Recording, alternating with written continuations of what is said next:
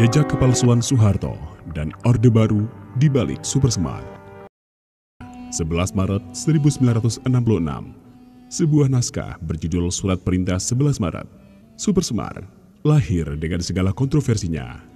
Hingga kini, tercatat ada 3 kontroversi di seputar Supersemar, yakni teks, proses mendapatkan surat itu, dan interpretasi perintah dalam surat itu.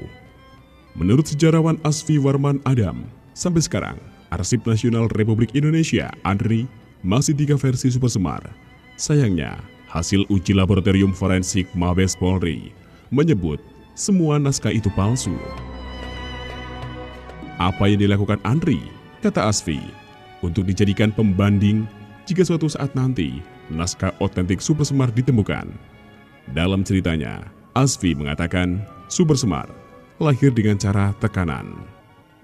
Saat Hasimning dan Dasaat, 2 pengusaha ini menemui Soekarno dengan membawa surat dari Soeharto.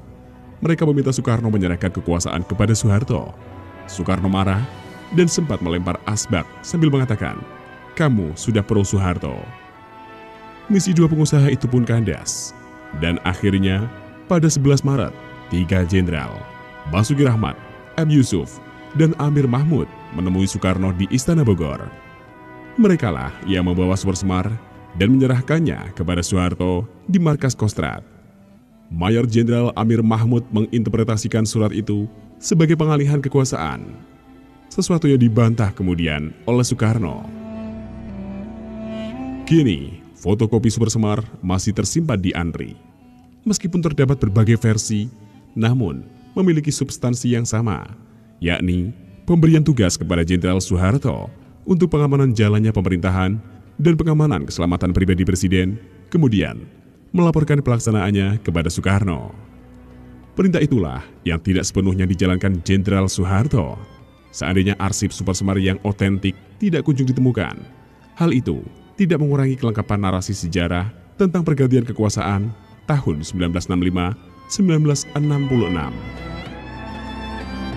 Sementara sejarawan Jepang, Aiko Kurosawa, menceritakan bahwa Dewi Soekarno, istri Presiden Soekarno dari Jepang, pernah optimistis Supersemar akan dapat mengendalikan keadaan politik Indonesia saat itu. Namun, situasi berubah saat Dewi baru menyadari saat dia dan Soeharto bermain golf pada 20 Maret 1966. Saat itu, Soeharto menyodorkan 3 opsi kepada Dewi untuk dipilih Soekarno, yakni pergi ke luar negeri untuk beristirahat, tetap tinggal tapi sebagai presiden sebutan saja, atau mengundurkan diri secara total. Namun Soeharto menekan dengan merekomendasikan opsi pertama dan menyarankan Jepang atau Mekah sebagai tempat peristirahatan. Cerita ini berdasarkan kesaksian Dewi kepada Aiko. Begitu mendengar 3 opsi saran Soeharto itu, dia baru menyadari bahwa dia dan suaminya telah kalah dalam pertandingan ini. Terpisah, sejarawan Daniel Daikidai mengatakan bahwa hampir tidak ada bukti yang menyebutkan kebenaran Supersemar. Menurutnya, tanda tangan Soekarno dalam Supersemar adalah palsu, apalagi yang satu dengan yang lain.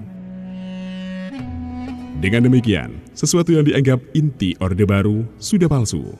Kita membicarakan sesuatu yang sungguh mengerikan, historical inferno.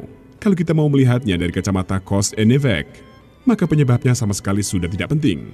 Surat itu ada atau tidak menjadi tidak penting karena konsekuensinya begitu brutal. Semua membunuh semua yang dianggap PKI, kata Daniel. Dengan dasar Supersemar, Soeharto mengeluarkan perintah pertama, yakni bubarkan PKI.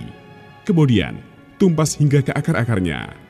Setelah Supersemar, menurut Daniel, masyarakat dan sejarah Indonesia berubah total.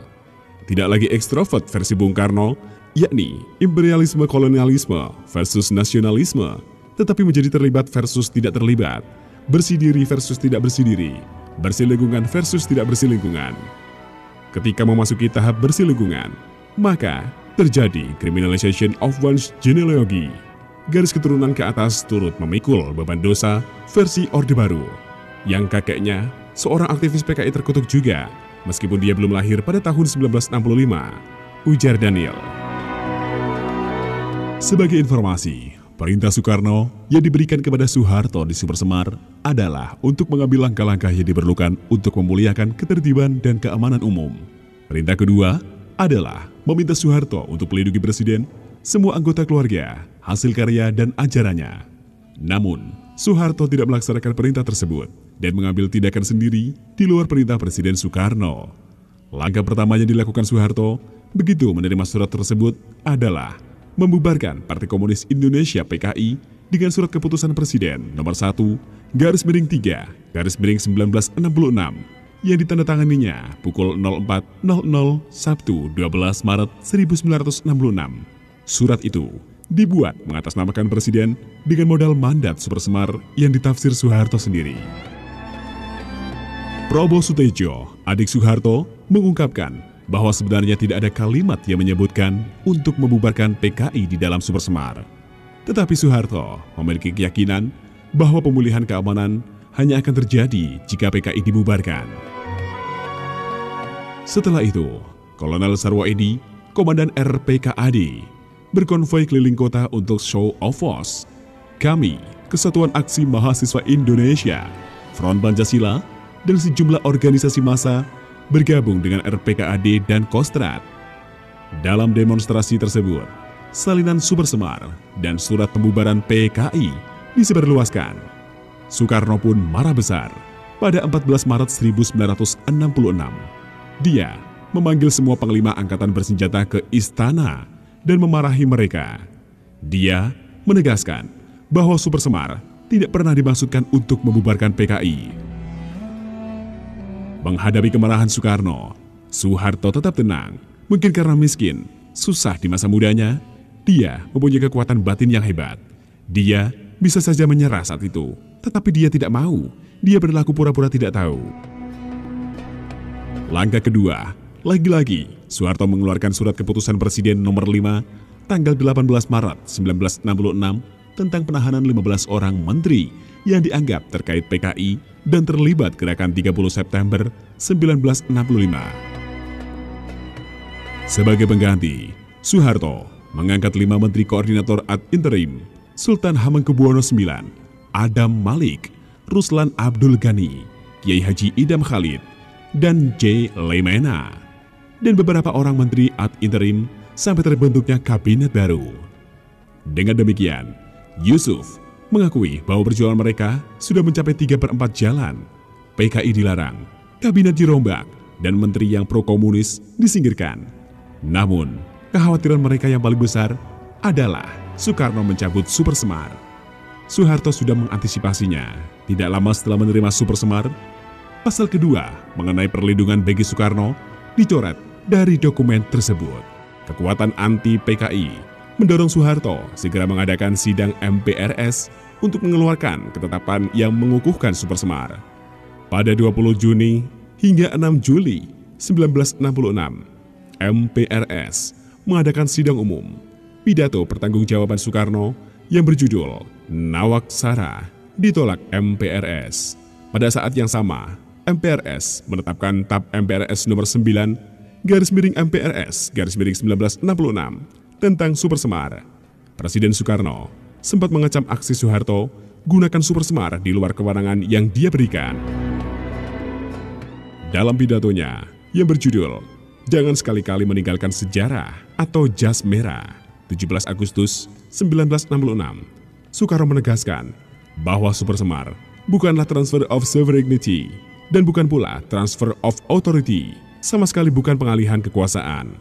Supersemar bisa disimpulkan sebagai kemenangan hukum dan politik Soeharto, walaupun belum sepenuhnya, karena secara konstitusional, Soekarno masih presiden dan masih berkuasa. Soeharto baru berkuasa penuh ketika dilantik sebagai penjabat presiden pada 12 Maret 1967. Setelah itu, jangankan melindungi Soekarno, Soeharto malah menjadikan Soekarno tahanan rumah di Istana Bogor, kemudian di Wisma Yaso di Jakarta. Soekarno juga menjalani interogasi oleh Kop Kamtib, Komandan Koperasi Pemulihan Keamanan dan Ketertiban, yang baru dihentikan setelah dia sakit parah. Selama sakit, Soekarno tidak mendapatkan perawatan yang baik sampai meninggal pada 21 Juni 1970.